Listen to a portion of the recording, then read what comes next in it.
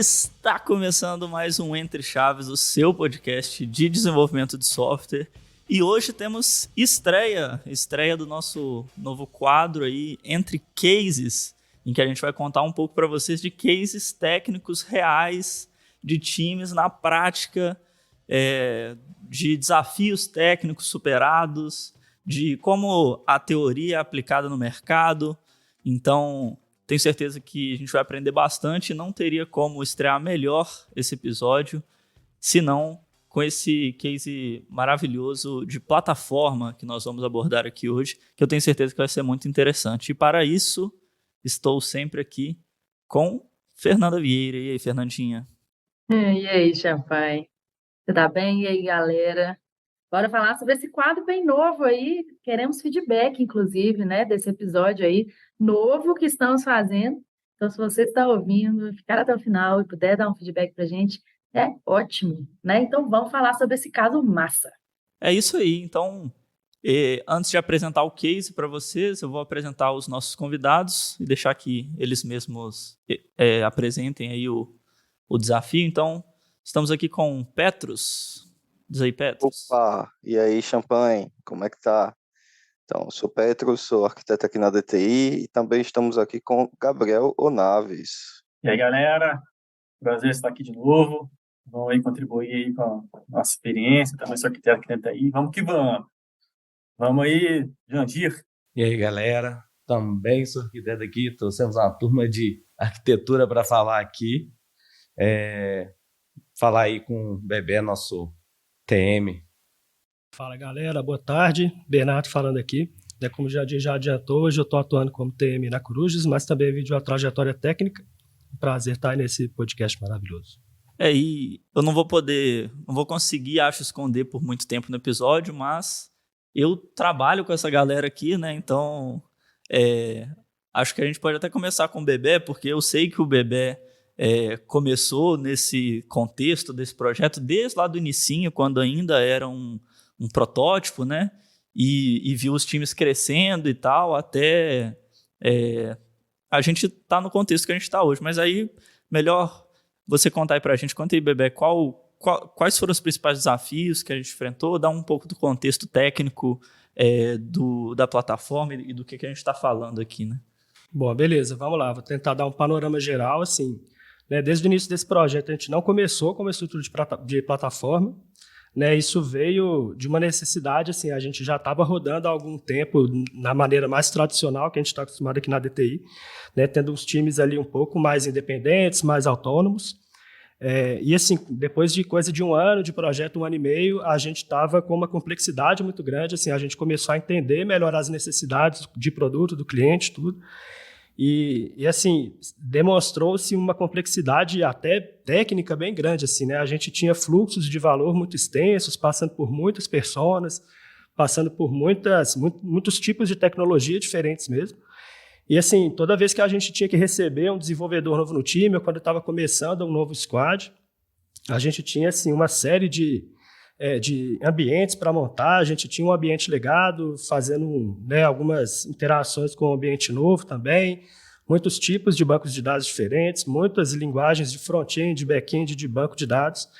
Então, assim, a gente estava tendo que lidar com essa complexidade. Assim, a curva de aprendizado não estava simples, e a gente começou a estudar algumas outras formas de a gente quebrar um pouco essa complexidade.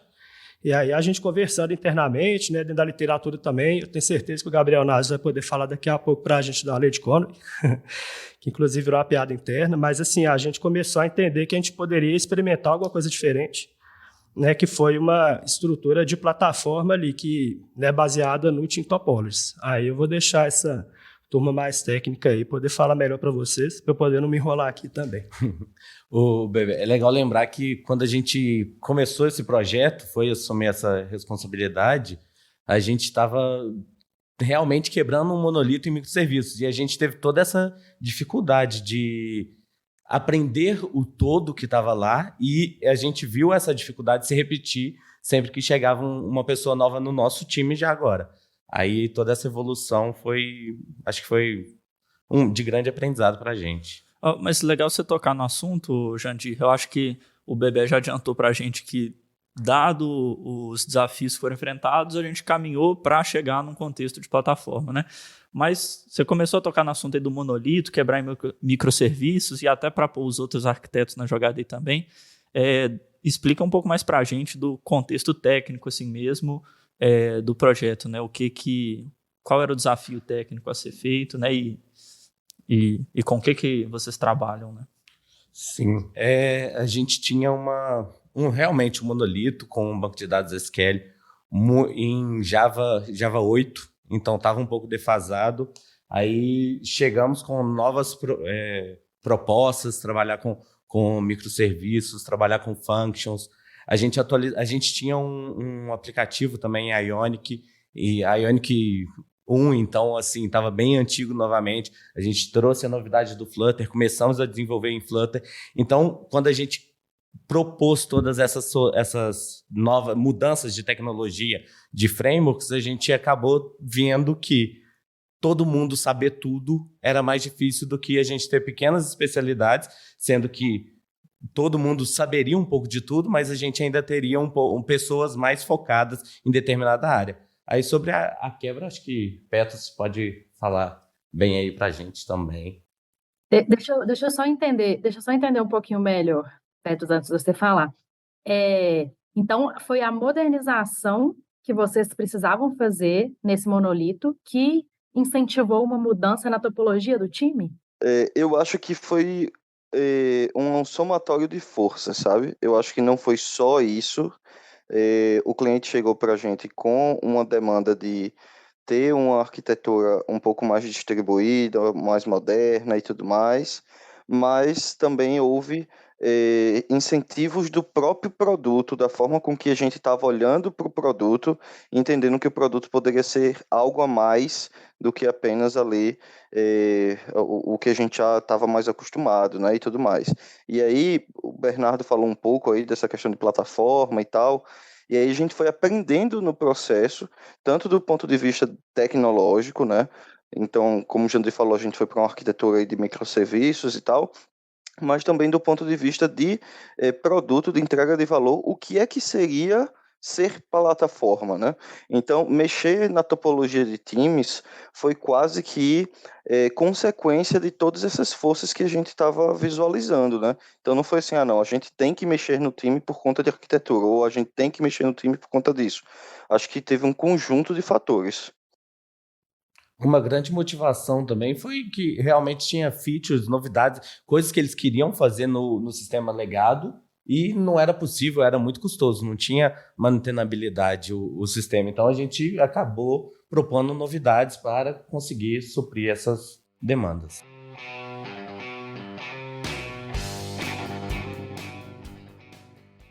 E assim, a evolução foi bem natural, né? A gente começou, de certa forma, né, bem orientado a produtos, tinha pequenos produtinhos já pensados, e aí a coisa foi evoluindo, e quando veio a gente pensou, poxa, esses produtos separados aqui, eles fazem muito mais sentido juntos, né? Foi que nem o Petros começou a comentar.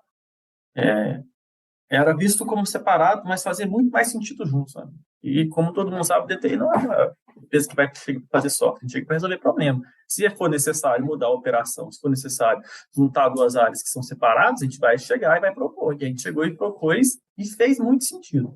Então, os produtos começaram a ser enxergues como um só. As fronteiras entre os contextos começaram a diminuir ou até ruir, sim, desaparecer em alguns momentos.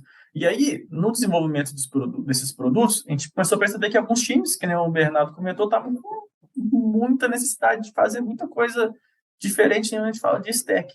Então, porque, assim, você pensa assim, numa necessidade do produto, não necessariamente uma necessidade do produto, é uma stack só, porque os anos vão passando, vários times vão construindo várias coisas, então você tem uma área de negócio que usa um app de uma stack, um app de outro, um back-end de outro, um back-end de outro, aí quando vê, você tem uma salada de frutas atingindo um resultado só, e fica difícil para um time conseguir entregar valor nisso, porque o cara vai ter que ser um ninja, né? O cara ou a mulher, né? Quem que seja que vai ter que estar lá, vai ter que saber de muita coisa. E aí, como a gente sabe que o mundo é VUCA, né? E as pessoas, às vezes, pedem para trocar de contexto, vão para um lugar, vão para outro, fica muito mais difícil de conseguir manter um time com qualidade. A gente pensou, poxa, temos que resolver esse problema. E aí começou. E aí eu fiquei pensando, né? Na hora que vocês estavam falando, você estava falando agora, Naves, e o Bebé falou no início, desse negócio, né? Ah, beleza, então eram vários desafios, eram várias linguagens, acho que o Jandir falou disso também, né? Eram várias linguagens. Pô, como é que eu vou ter um time que conhece de tantas stakes? Mas aí, assim, sei lá, talvez a solução mais óbvia poderia ser, bom, vamos dividir aqui em X times, um de Java, um de .NET, um de React, um aqui front, um back, não sei o quê, um que mexe com isso, que mexe com aquilo, e poderia talvez até segregar mais, né? Os times, assim, e jogar assim, não, beleza, agora a gente vai, cada time aqui especialista na sua pequena stack, e aí a gente vai conseguir fazer esse negócio. Por que não foi para esse lado, né, que vocês foram, e sim para, né, talvez uma outra solução de mais integração? Bom, essa é uma pergunta muito interessante e eu acho que, de fato, como você colocou, nosso primeiro pensamento é esse, né? Vamos dividir aqui por tecnologia, né? Lá atrás a gente estava num momento de muito aprendizado, como ainda estamos, né? E a gente trouxe para o contexto do projeto princípios e orientações de DDD. Então a gente não queria dividir o time por tecnologia, porque ainda haveria muita dependência entre pessoas, né? Ou seja, se eu quero subir uma feature, eu vou ter que falar com N pessoas, eu vou ter que ir além dos próprios processos naturais de governança. Então a gente tentou delimitar os contextos, né? Trazendo ali os padrões de alto nível do DDD, né? Então, a gente rodou aqui, em determinado momento, a gente rodou aqui um workshop de Event Storm, então a gente trouxe o time de produto, trouxe pessoas para a gente identificar melhor os contextos, e aí cada API, cada produto, como o Naves colocou, foi orientado a essas fronteiras, né? De forma que, na ponta, ele entrega uma experiência de plataforma, é o que a gente está construindo, mas no back-office a gente tem os contextos ali mais separados. Então, eu acho que essa foi a nossa principal motivação, tentar dar expressividade à nossa operação de como o nosso cliente realmente funciona, sabe? E não exatamente, não, eu quero um time de Java, beleza, mas esse time de Java vai atuar com tudo, né? Esse time de Java vai atuar com function, vai atuar, enfim, com determinados contextos completamente isolados, a gente vai ter muito mais problemas ali do ponto de vista de negócio do que do ponto de vista tecnológico. Complementando o pensamento, teve um cara aí nas décadas passadas chamado Conley, que ele cunhou uma lei, né, que fala mais ou menos o seguinte, assim, que a forma como você organiza seu time, o fluxo de comunicação que já existe na sua empresa vai impactar na arquitetura do seu software. Então, se você monta um time só pensando na stack e não orientando ao negócio, né, sem pensar nos seus bound de conta, sem pensar nos produtos finais, o fluxo de comunicação ele não vai ficar ok, sabe? Ele não vai ficar o que deveria. E a gente tem muitos exemplos disso daí na nossa carreira. Você pode pensar assim, poxa, vocês lembram aí, antigamente, alguns anos atrás, quando você tinha numa empresa, você tinha lá a área dos DBAs, a gente tinha todos os DBAs lá juntos, e essa coisa não era esparramada por contextos, por produto, então o que isso virava? Virava um banco monolito, onde todos os produtos rodavam em cima, e o banco ficava caro, e ficava um prêmio difícil de tirar, e virava legado, porque você não conseguia manter, não conseguia evoluir, você começava a ter problema, não conseguia, enfim. Então, é engraçado como as coisas vão se encaixando, né? A lei de Conway também explica essa necessidade. Sem contar que quando a gente tem essas áreas, né, muito determinadas, a gente acaba tendo uma fila de requisitos, né? E aí tem um tanto de outros problemas, igual eu gostei muito dessa definição que o Petros mandou, que é tipo assim, o problema que antes era técnico, né, pô, a gente tem muita tecnologia, a gente não consegue, ele vira de negócio totalmente, né, pô, agora, se eu segregar tudo aqui, a galera não vai ter contexto de negócio para resolver problema, eles simplesmente vão estar orientados à parte técnica. Então, eu achei legal que é isso mesmo, né, eu tirei um problema para ser técnico, pode até ser que eu resolvi esse problema, mas eu passei a ter um problema de negócio que pode ser tão ruim quanto, né, ou até pior. Esse é adicionando, e não só um problema de negócio, realmente pode causar problema técnico mesmo, porque a falta de contexto e a forma como você vai organizar o time vai impactar na sua arquitetura. Você cria Sim, lá com certeza. um timão de Java, a chance de sair um monolito ali que faz tudo é grande. A chance dos sistemas que têm contextos diferentes começarem a perder as fronteiras e começar um a acessar o banco de dados do outro, e já não é mais microserviço e etc., é grande. Então, além do problema de negócio, a chance de ter um problema técnico também, né? É interessante pontuar também, Naves sempre falou aqui, né? Tem o subtítulo ali do livro azul do DDD, né? Ele diz assim, atacando a complexidade no coração do software, né? A gente às vezes para pensar a respeito disso, e a complexidade que a gente quer atacar com tudo isso é a complexidade de negócio, não é a complexidade da solução técnica, né? Porque a complexidade da solução técnica acaba sendo o que é chamado de complexidade acidental, né? Mas a complexidade real do software, e por isso que a gente foi por essa pegada do DDD e tudo mais, e enfim, virou até uma piada interna essa questão da lei de Conway, porque o Naves sempre fala corretamente. A gente quis exatamente, beleza, vamos se preocupar com o que tem que se preocupar, né? E as coisas em segundo plano, ali entre aspas, a gente vai resolvendo, né? A gente vai adaptando, vai, enfim, trazendo treinamentos e tudo mais. Exatamente, assim, e esse foi a preocupação, assim, né, um desafio que a gente teve inicialmente foi, cara, a gente fazendo essa alteração nos times, como que isso aí vai impactar a operação dos times e o próprio time de produto, assim, né, que o pessoal estava acostumado a ter o time que fazia mais parte ali, né, tanto para participar de ritos, quanto para poder, né, escrever e fazer refinamento funcional de features. E quando a gente dividiu dessa forma, passou a ficar um pouco confuso, assim, né, no início para o time de produto, de ter que assim, tá, mas aí beleza, tem essa feature aqui, ela vai cair para qual time? Aí a gente respondia, cara, pode cair para 2 ou 3 times, porque ela vai se desdobrar em várias histórias, né, que são histórias habilitadoras.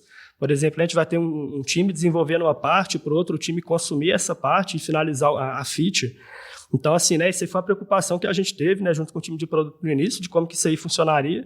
E assim, foi muito fluido, sabe? A gente teve a comunicação boa, é claro, né? A gente tem desafio até hoje, até por agendas, né? A gente tem muitas pessoas participando de muitas agendas para fazer isso funcionar, mas assim, acaba saindo uma coisa mais redonda, sabe? O pessoal com o tempo aprendeu a trabalhar com isso, de saber assim, quem chamar, né? Quais os times estariam envolvidos nessas novas features, assim.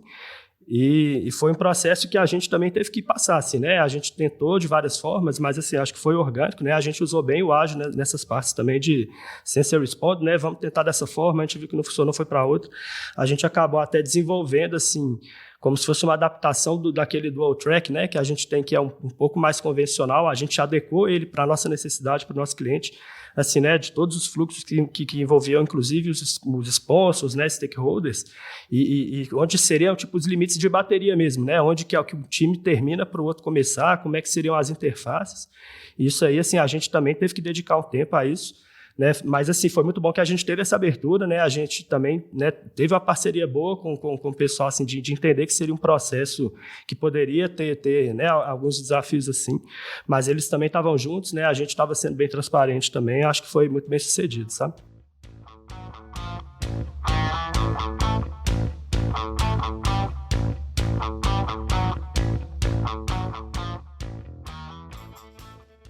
Ô, Bebê, mas você falou né, então tivemos sucesso, digamos assim, né, em definir os limites entre os times, como o time de produto mudou a operação, mas então, tipo assim, vamos ser mais objetivo, assim, e falar, tipo, exatamente como funciona hoje na prática, né, até por uma visão, assim, vamos supor, eu era um desenvolvedor de um time antigo, nesse mesmo contexto, e eu estava no meu time, eu tinha lá um time multidisciplinar, né, tem o meu PO, que refinava as features e tal, pegava histórias para desenvolver, só que acabava que eu estava tendo que me envolver com muitas tecnologias, estava sendo problemático e tal. Como que é agora, na prática, assim? Como é que uma história sai de uma demanda do cliente, nesse caso, né, até ela estar em produção lá rodando hoje? Bom, posso falar aí um pouco sobre esse ponto. Até admitir aqui um pouquinho, no início, quando a gente chegou com a proposta de ser plataforma, de trabalhar com plataforma, de implementar a plataforma, eu fui um pouco cético. Eu acho que os times tinham independência de ser dono do seu próprio contexto, do seu produto. Só que eu acho que eu fui vencido na hora que eu percebi que os contextos, os produtos precisavam usar os mesmos contextos. Então, isso acabou que me convenci e hoje eu vi que eu estava errado, eu estava bem cético. Eu acho que funcionou bem para o nosso contexto geral aí da tribo. Então, acho que foi uma boa pedida e estamos com sucesso aí. Vou falar um pouquinho, assim, como que uma história sai do usuário até chegar em produção. Vou falar um pouquinho, vou deixar o Petros aí falar um pouco sobre a central que ele criou também, mas, assim, chega uma demanda dos usuários chaves de cada produto. Após os designers, os POs vão conversando, vão entendendo a necessidade, fazem o levantamento, definem a história, o escopo, aí a gente faz um refinamento técnico. Então, só uma coisa. Então, o time de produto deixa de ser um PO ali por time, passa a ser uma equipe de produto única para a plataforma. Exato. Perfeito. É uma equipe que entende todos os contextos e consegue mapear aonde aquela necessidade vai estar. Definido esse contexto, a gente vai fazer o refinamento técnico. Isso é bastante importante. Essa é uma parte bem importante do nosso fluxo, porque o refinamento técnico precisa de todas as equipes que vão trabalhar naquela feature. Então, você tem um líder do refinamento e ele vai chamar as pessoas que são necessárias para aquilo. Se você precisar definir uma arquitetura, você vai chamar um arquiteto para participar com você. Se você for precisar de alguma coisa que a equipe de plataforma faça para você, alguma coisa no back-end, se você vai precisar determinar alguma coisa de banco nova, mapear um novo banco, você chama a equipe que define a arquitetura de bancos. Então, nesse refinamento é onde você vai saber quais áreas irão atuar naquela feature. Definido isso, aí a gente tem escrita a história, sendo refinada tecnicamente, aí a gente tem uma coisa também que eu também fui um pouco contra e realmente eu aceito novamente que eu estava errado, que é a central de refinamento. Petros está até rindo aí, que foi proposta dele, mas assim, a central de refinamento, pessoas da tribo, desenvolvedores, DLs, leem esse refinamento e aprovam esse refinamento para realmente determinar se tá pronta para ser feita essa história. Aí o Petros, se quiser complementar aí, da onde veio essa ideia, como que funciona. Na verdade, assim, a gente tem várias iniciativas do ponto de vista técnico que a gente passaria, talvez, outros episódios aqui discutindo a respeito, que vieram para suportar a alta demanda de um produto de plataforma, né? Eu acho que o que é primordial, assim, principalmente para o ouvinte entender, né? Que a gente falando aqui hoje, a gente está falando depois de quase 2 anos de projeto, né? 2 anos de reuniões, de acertos e de muitos erros, mas com o princípio do ágil, né? De fail fast na nossa mente.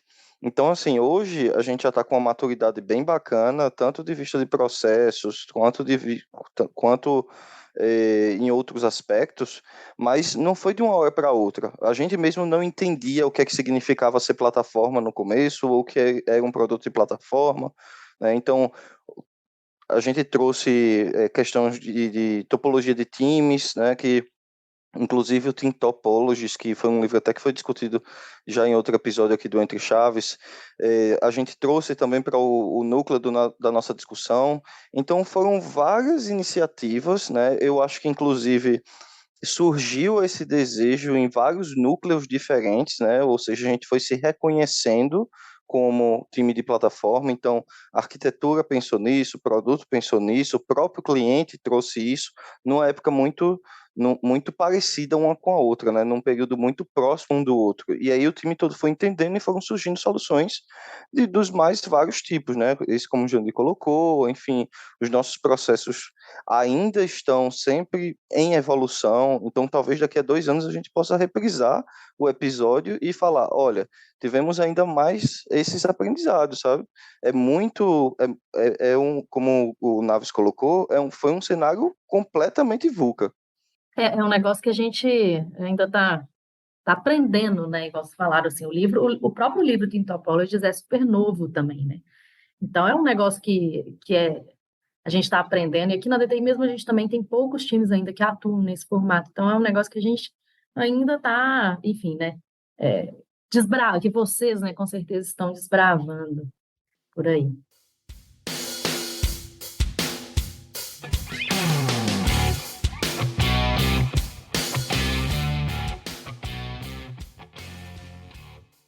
Eu queria continuar, então, no que a gente estava comentando, né? Então, uma história lá refinada, né? E é uma demanda que sai do usuário, é refinada por um time, uma equipe de produto, né? E não mais por um PO de cada time ali. Ela passa por um refinamento técnico que pode envolver pessoas de times diferentes, né? E aí, tem uma história refinada, técnica, pronta para ser desenvolvida. Para onde ela vai, Naves? O que eu faço com essa história depois de refinada e como que ela vai para a produção e gera valor lá na frente? Bem, a história refinada ela acaba sendo quebrada, né, que nem aprendido em histórias habilitadoras, mas a história em si, que normalmente é uma história que está vinculada a um time de ponta, né, que é o Stream Align Teams, que é o Team Topologies define, e os times eles entram nas suas esteiras, né? Alguns rodam Kanban, normalmente o time de plataforma, que é baseado no time de plataforma que tem lá no time Topologies, ele normalmente roda o Kanban, por ser um pouco mais VUCA que os outros. Então ele vai puxando em forma de Kanban e os times de ponta eles vão contando. A comunicação é muito boa, assim, existem chats ao vivo, a gente investe na integração, sabe, delas, as pessoas com operações e tudo mais, a gente acredita realmente que a comunicação ela influencia na arquitetura, influencia na qualidade. Então, elas se comunicam muito bem, elas vão codando o que é referente a cada um produto, uma vez terminadas as duas coisas, eles testam, e aí faz depois o teste técnico, né? Entra a questão do pull request. O que é o pull request? É submeter o código a uma central, que é uma dessas ações de qualidade por operação que foram citadas aí pelo Petros, além de várias outras. E aí as pessoas aprovam esse pull request, né, com comentários, etc., faz teste em loop, etc., tudo que tem que fazer no nosso processo. É um processo que não dá para explicar tão rapidinho aqui agora. Mas passado essa etapa, né, de validação de qualidade, de teste, né, de sonar, de tudo mais, aí está liberado para homologação, que aí, né, vai, né, para a esteira de CI/CD e fica liberado para a área de produto, né, para os stakeholders testarem. Aí você tem um PO, aí você tem um time, tem um stakeholder em si, tem um usuário final, tem várias pessoas que podem ou não entrar aí na esteira de homologação, dependendo da criticidade ou da necessidade da feature. Mas normalmente é assim, ela nasce numa necessidade de um time de Stream Align, ela vai lá e é refinada, quebra em histórias, um Stream Align, que é a história principal, e todas as histórias habilitadoras, que podem ou não estar na plataforma. Quando você fala times, pode ou não estar no time de plataforma, né? O que você quer dizer com time de plataforma? Ele é um time diferente dos outros? O que esse time faz e quais são os outros times? Né? Quais são as diferenças dos times, então, operando desse jeito? Tentando fazer um resumo, assim, que vai ser até bem simples, você pode pecar por falta de informação do time Topologies. A gente vai ter os times de Stream Align que vão entregando produto, vão entregando valor para a ponta. Você tem o time habilitador, que é um time que ele vai nos produtos, nesses Stream Aligns, habilitando esses times, como são times novos, a conseguir rodar com uma qualidade maior. Você tem um time de plataforma, que é um time que vai criando todo um suporte, toda uma camada de código para essa galera conseguir rodar. Então, às vezes, é um time que vai preocupar com infraestrutura, é um time que vai preocupar com livros, um time que vai preocupar com muitas coisas. E aí, a nossa concepção de time de plataforma, a gente colocou mais coisa lá, sabe? A gente entendeu assim, poxa, eu tenho uma gama de microserviços aqui, esses microserviços estão num balde de contextos únicos, faz muito sentido para a gente aqui colocar isso num time de plataforma. E aí, um time de plataforma com um time bem rico, um time assim, quando eu falo rico, eu falo de pessoas que estão lá, já começou com um time bem grande, que tinham arquitetos, etc. Então, esse é o time de plataforma, entendeu? É baseado no que veio lá do Rio. Você pode nos dar um exemplo assim mais prático assim do que o dia a dia lá? Você começou a falar dos microserviços. Um exemplo bem prático assim de uma feature que vocês, né, de uma atividade que vocês fazem. Entendi. Vamos supor que tem uma feature XPTO e ela é no front-end lá. Esse front-end ele é um produto, é um produto rico, cheio de coisa, então um Streamline, um time de ponta, ele está cuidando desse front-end de seu BFF. BFF é o padrão do Sam Newman, que provavelmente tem aí nos episódios passados.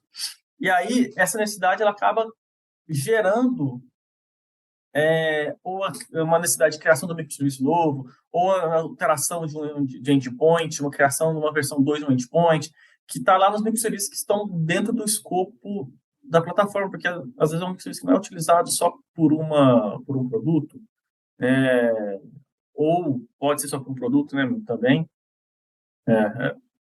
Nossos serviços, eles são pequenos, sabe? Não acho que eu falei isso, não, que a gente está achando que está construindo monolito e chamando de microserviço, não, é isso não. Tá? Mas, assim, a necessidade de ponta, ela vai demandar essas alterações, que são do escopo da plataforma. Então, essa galera lá vai lá codar. Fernandinho, assim, até voltando um pouco na pergunta do Champagne, talvez assim, o fluxo de uma história ou de uma feature, ela talvez não varie tanto da forma, né, que a gente está até chamando um pouco assim mais da comum tradicional. Mas a ideia de a gente ter essa quebra e talvez ter um time de plataforma absorvendo parte desse esforço é de fato entender que os impactos que isso tem lá numa coisa mais back-end ou falando em bancos de dados, sabe? Porque assim, isso aí não deveria ser a responsabilidade de saber disso não deveria ser, talvez, do time Streamline, né? O que o cara quer fazer, por exemplo, é gravar alguma coisa.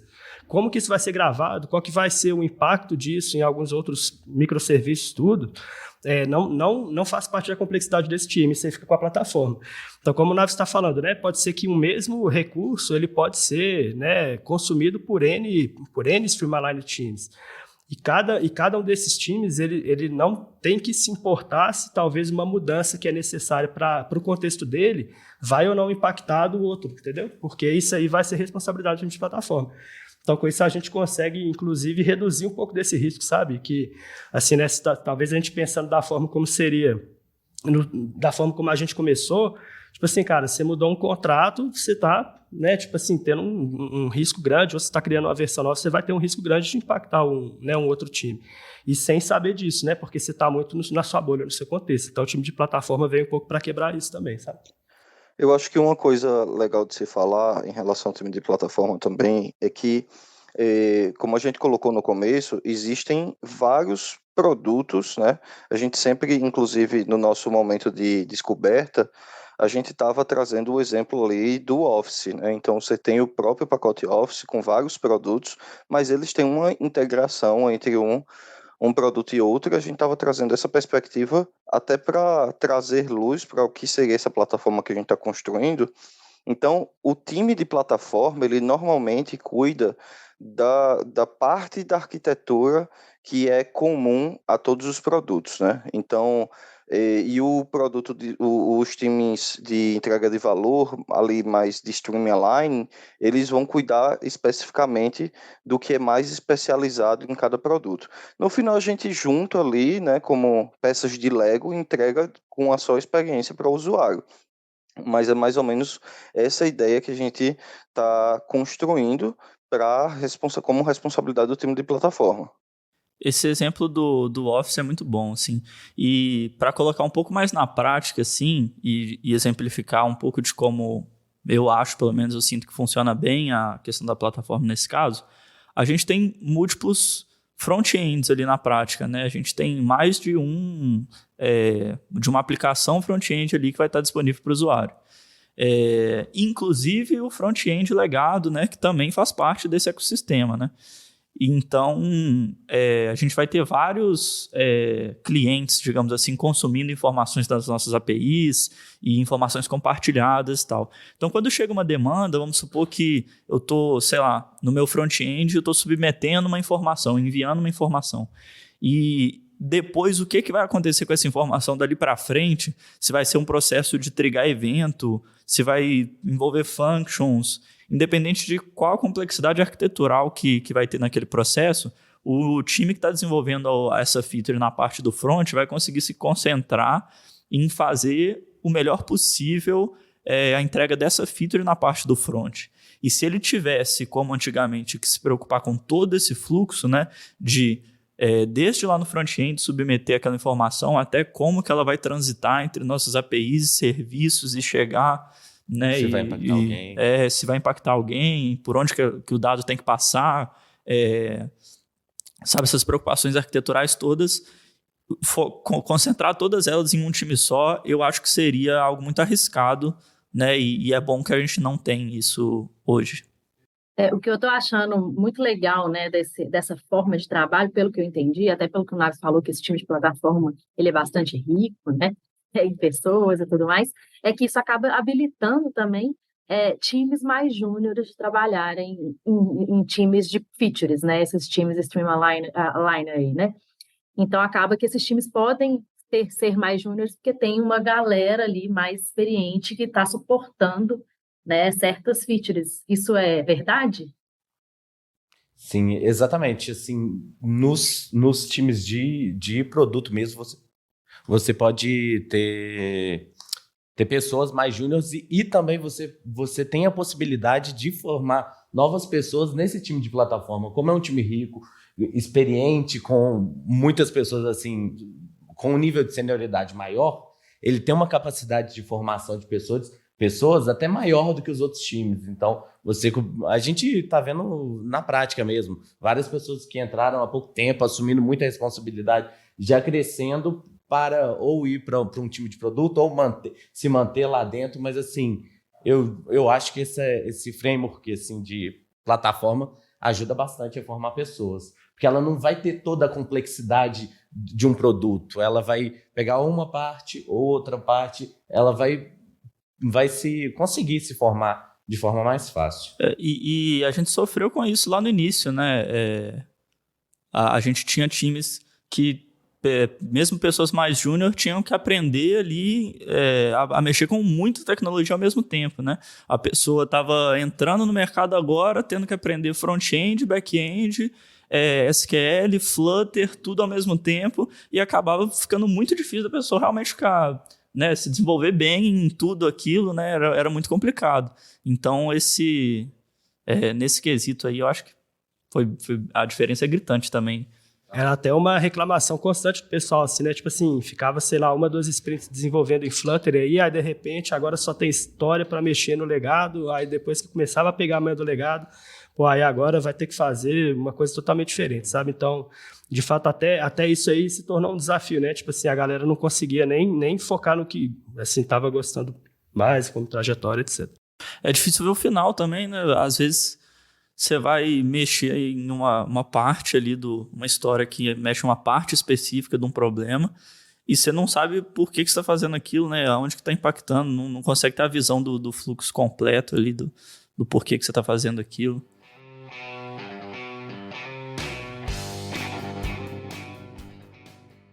Queria adicionar um outro fator que ajuda a gente conseguir, né, dar oportunidades para as pessoas que estão entrando no mercado, conseguir treinar pessoas, alavancar pessoas, que é a operação.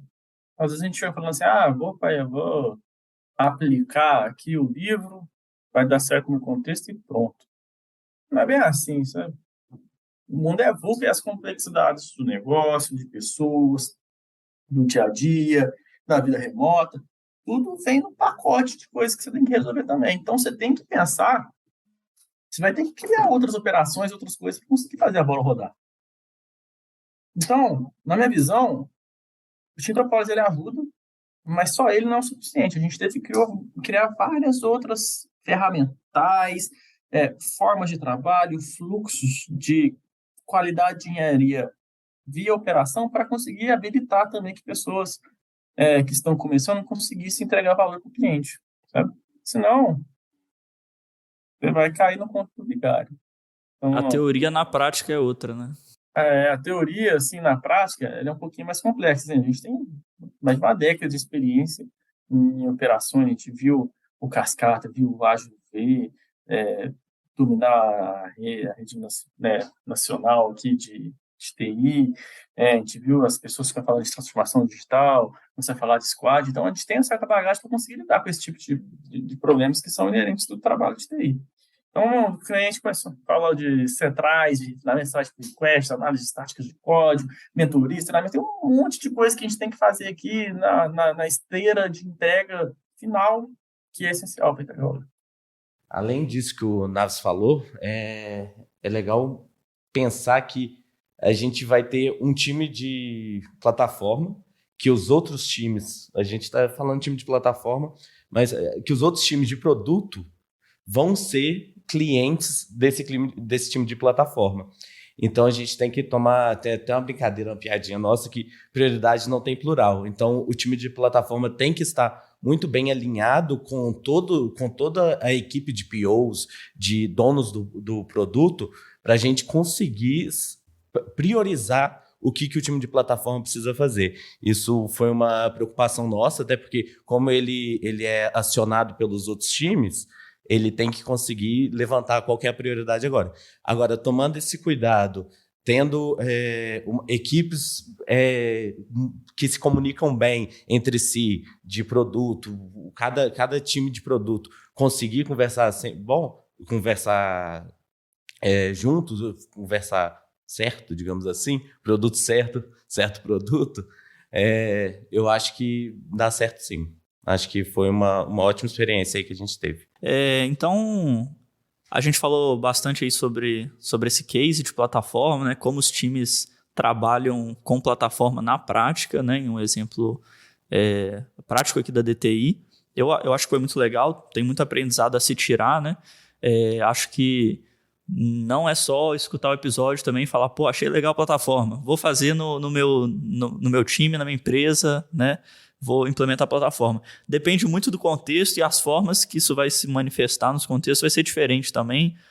Aqui está acontecendo de um jeito, pode ser que em outro lugar faça sentido ser feito de uma maneira diferente, mas os aprendizados e o funcionamento eu acho que está sendo um valor real assim, que a gente está vendo. Então, muito obrigado aos participantes desse episódio e fica aí meu abraço pro público ouvinte. Então, galera, até a próxima. Tchau, tchau. Valeu, pessoal. Valeu, pessoal. Um abraço a todos. Valeu, galera. Boa tarde. Até mais.